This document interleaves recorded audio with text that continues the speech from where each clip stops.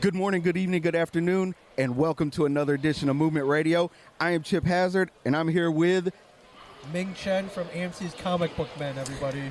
Man, I appreciate you coming on, helping us out and everything. It's an honor to be sitting here with you. Dude, it's an honor being on Movement Radio, my friend. Wait, so your real name is Chip Hazard? No, that's my stage name. Oh, okay. I was like about to say, I was like, what a cool name, man. For sure, that's awesome. So for the guests that don't know who you are, yes. Who is Ming Chen? So my name is Ming Chen. I'm probably most known for being on a TV show called Comic Book Men, which, if you haven't seen it, was on the AMC network. Came on after The Walking Dead, so we got a pretty good time slot. Debuted in February 12th, 2012, and got canceled about 3 years ago, but we got 7 seasons, 96 episodes. And so basically our TV show took place in a comic book shop in New Jersey, owned by Kevin Smith, filmmaker Kevin Smith, who you may know as Silent Bob from the View Askewniverse. And basically the premise of the show, we basically ripped off that TV show Pawn Stars, and instead of being in a pawn shop, we were located in a comic book shop, and instead of whatever historical documents or vintage cars or whatever they dealt with, we focused on vintage toys and comic books. Right. And in my opinion, and I'm a little biased, I think we're much more entertaining than those guys. No, it definitely much more entertaining. Yeah. I personally watched every episode at least twice because I'm a nerd like that. You. I appreciate that.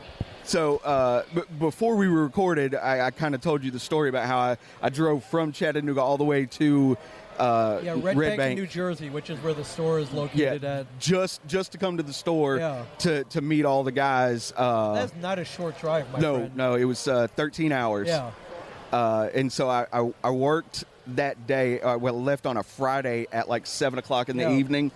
Worked all day, jumped in the car, and drove straight through. What inspired you to go that day at that time?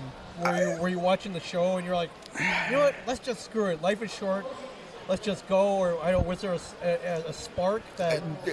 There's really no rhyme or reason to why I did it. I love that. It was my wife and I. We love to travel and. I was like, you know what? I've been wanting to go. Like, I'm a huge fan of the show. Yeah. I'm a huge fan of the guys. I love Kevin Smith's movies. Let's go. Yeah, and I love that. I think more people should live with that attitude for sure.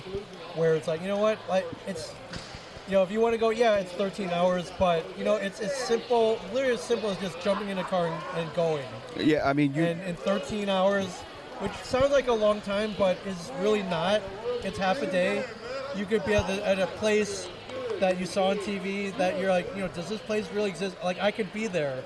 And then 13 hours later, there you are in the store talking to, whoever was there, some of the guys on the show. Like, that's life. That's just living life, my friend. I love that. Yeah, so that's kind of what we do. Yeah. What do you have coming up soon? Anything? I got a lot of stuff coming up. So, unfortunately, the show got canceled about 3 years ago, so we're not doing that anymore. But I'm still taking advantage of, kind of what we built with that. So a lot of that involves going to Comic-Cons. If you kind of look around, if you're a fan of pop culture, you'll notice that Comic-Cons are huge now. There's a Comic-Con somewhere in the world every weekend. At times there are up to 5, maybe 10 conventions around the world going on. And luckily, I usually get invited to at least one of those conventions going on the weekend. So, I love going to them. I've been going to cons since I was a kid. And, back before comic book event, I would just go as an attendee. You go, wait in line, buy a ticket, wait in more lines, buy stuff, meet people that you saw on TV back in the past. And it was great.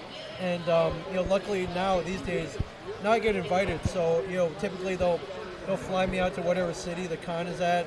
I get to sit behind a table, meet people. Like, I get to be the people that I used to wait in line for. And I was like, and for me, it's crazy. I never thought that would happen. So I love it. But even more than all of that, I get to meet a lot of like-minded people, share the same interests that I do. And to me, that's gold because, when I was growing up, when I was a nerd in the 80s and 90s, these conventions that we were kind of didn't exist. And the stuff that I loved, it wasn't cool. So, I had in high school, I couldn't tell people I loved Wolverine and the X-Men. No, we tell people couldn't. I played D&D. couldn't tell people, what do you do with your life? I played Nintendo, 8-bit Nintendo all day. I'm trying to win Castlevania. You just didn't tell people that. Right. That got you nowhere. The guy you made fun of. I got chased around the playground. People trying to steal my comics. Just people look down on me. So when that happens, you keep it a secret. Right. And so in high school, I had 2 other friends who knew who Wolverine was. So that was my crew. That's who I befriended. And I would go to their house after school. We would play Nintendo. Yeah. We'd watch James Cameron movies. Awesome. We would play role-playing games, and we were the Stranger Things kids. Of course. We were in the basement, and we didn't tell anybody that we did this. And and for the most part, if we didn't get made fun of, we were largely ignored, and which was fine. Yeah. It's better than getting made fun of. But the whole time, I'm reading, like Days of Future Past, or these incredible comic book storylines, or watching these amazing movies like Aliens. Like Aliens is great. Oh, yes, I didn't have anybody else to talk to, and it was like, oh man, wasn't it cool when Sigourney Weaver's in that power lifter and get away from her, you bitch. Like that's cool, but nobody realized this because I couldn't. You had to keep it a secret, and lo and behold, finally as time went on, people started seeing how cool this was.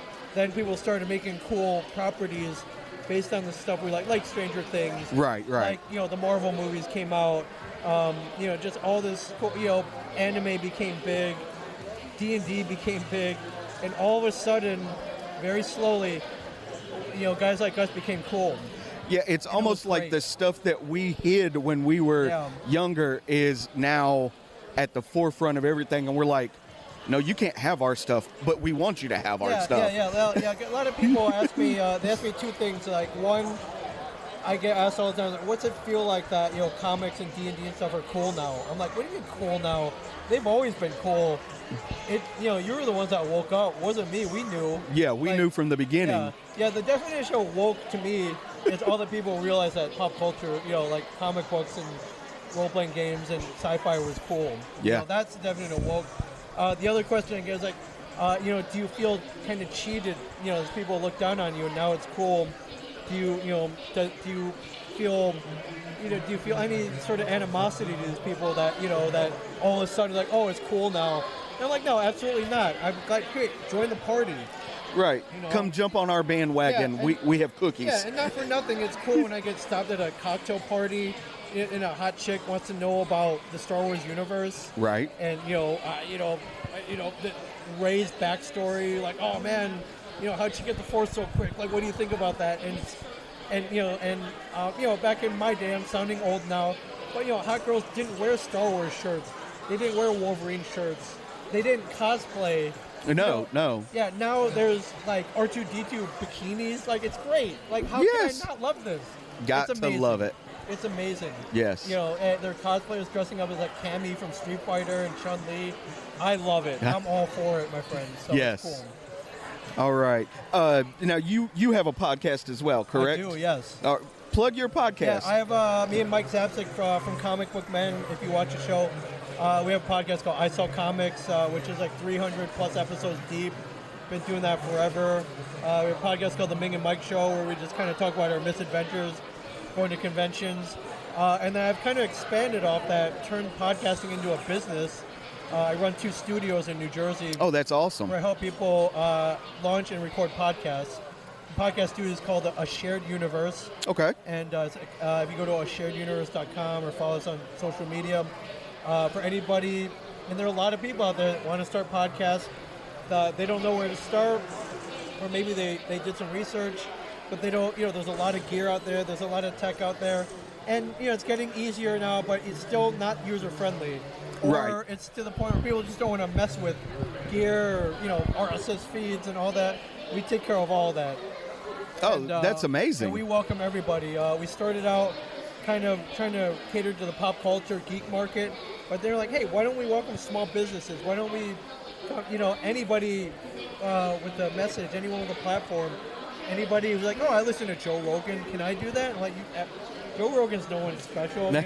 actually kind of a jerk, but Right. But he just interviews people. Anybody could do that. Anybody can do it. I'm doing it now. Yeah. So if you've ever had a conversation with someone, all we're doing is recording it and putting it out to the world. So not only can you do it, you should be doing this. I think everybody should do it. Yeah. And everyone's got at least one passion, maybe more, that they can talk about weekly for an hour. Yeah. Yeah, it's great. So why not launch a podcast? It's great. It's so much fun. Yeah. Well, Ming, I'm not going to take up any more of your time. Man. I really appreciate it. Dude, this is great, man. And it's an honor being on Movement, my friend. It's an honor being part of the movement, my friend. I really appreciate that. Hopefully we can link up later and do something more long form. Oh, yeah. But I love that you came to CruciCon. You brought gear. You're interviewing people. I encourage everybody, if you have a podcast, go to a con, man. That's what better concentration of artists, creators, and even guests from cool TV shows and movies. Go and interview them. Get some content for your podcast. Chances are, don't be afraid to ask them for a quick 5-minute, 10-minute interview. Because one, podcasting is cool, so they'll probably say yes. Two, most of them probably have podcasts as well, so they're willing to jump in. They know how hard it is to get content. So, yeah. And my dream one day is that along with the vendors and the guests, that there's a whole row of podcasters as well, and I think we're going to get to that point. You know what? I'm on board with that, and I would love to see that as well. Yeah, for sure. Yes. Yeah. So be prepared. And if you're a podcaster listening to this, keep going. Go to cons. Create content, and and you're in a good space. Podcasting is awesome. Yes, it is. Ming, thank you so much for your time. Thank you for listening to Movement Radio. I am Chip Hazard. That was Ming Chen.